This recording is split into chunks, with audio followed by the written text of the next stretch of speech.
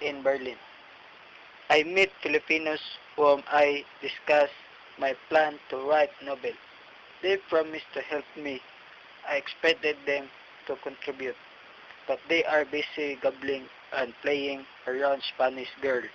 So I decided to finish my novel alone. But this novel makes my life miserable because of my financial shortage. But still, the God see my determination to help my country. He sent people who had a heart of gold. He sent my life of poverty. I received telegram from Dr. Maximo Viola. I heard from my friend that you are now writing a beautiful novel, but it seems you can't publish it. Don't worry, Jose. I will help you. I will finance the printing of your novel, Noli, and I will lend you a money for your personal expenditure. From your friend, Dr. Maximo Viola. It was truly a Merry Christmas for me. After my studies and my novel was successfully published, I decided to come back home. Since you are here, Pepe, I don't want you to let go out in our house. I don't dare that might be different here. But the management said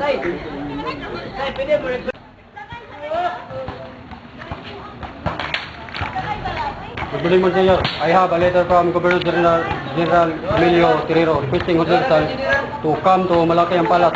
Governor General want to talk to him. thank you. Please tell Governor General I will come. I just don't. I will go. I will explain whatever you have to explain. Don't worry. No one will happen to me. Okay, I heard something about your novel that contains subversive ideas. That's not true. I merely expose the truth, but I don't advocate subversive ideas. Okay, I will not believe you at first, but I want you to ask a copy of Noli, so I can read if there is a subversive idea or nothing. Yes, I will give you.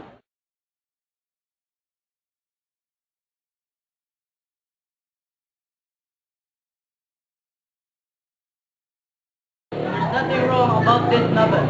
You're wrong.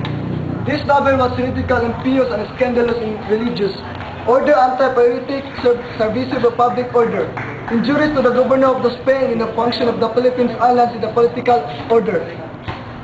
Yes, that's true. Noli contains subversive ideas against the church and Spain and recommended that production and circulation of this precious book in the state island be absolutely prohibited.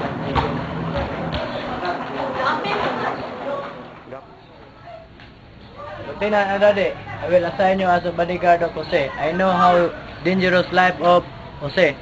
I want you to protect Jose Rizal.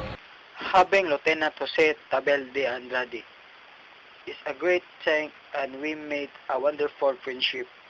We made walking tours of the verdant countrysides, discussed topics of common interest, and enjoyed common sports. But even of these beautiful experiences that we have shared, I decided to follow the Governor General valid orders.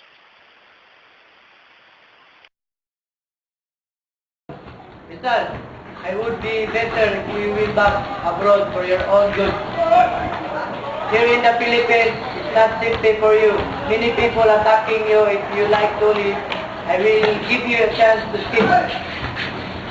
I guess I have to go. It's not for running, my friend.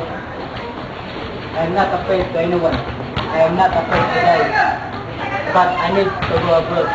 My presence here in Calamba place for my family and friends in a great danger. And I also can fight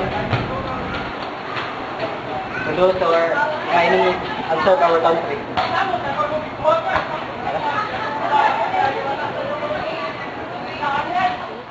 After few years in foreign country, I decided to go back to my country.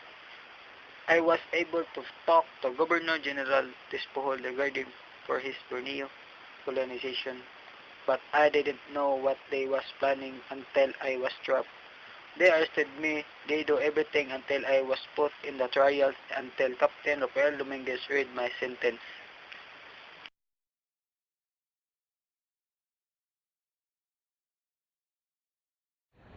Conformably to the foregoing opinion, I approve the sentence dictated by the whole court-martial in the present case, by virtue of which the death penalty is imposed on the accused Jose Rizal Mercado, which shall be executed by shooting him at 7 o'clock in the morning of the 30th of December in the field of Bagumbayan.